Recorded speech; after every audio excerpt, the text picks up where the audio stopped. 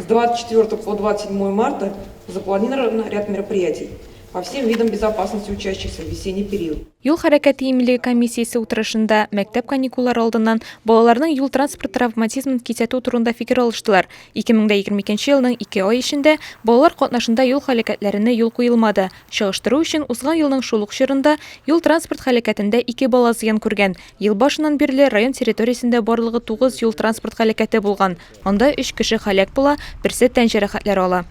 Хотелось бы отметить, что основное количество ДТП происходили на дороге федерального значения М7 Волга и Казань-Шамардан.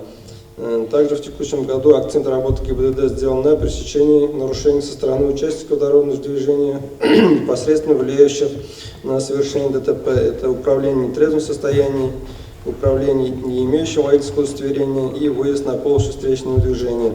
Агымдагы елның 2 айында 22 исерек шофер тоткарланган. Ягъни автоинспекторлар аларны һәр икенче көн саен тоткан дигән сүз. Вчера около перехода там какой-то этот на машине влетел, погнул эти, да? Шумовую полосу развешивал. Шумовую. Ну как там, 3 полосы практически. Он в нетрезвом состоянии был. Вот, что и требовалось доказать. Из Царева поехал в Казань. Вот. Киңәшмә барышында юлларны төзү, ремонтлау, карап тоту, юл билгеләрен, тамгаларын урнаштыру эшләре буенча йомгак ясалды.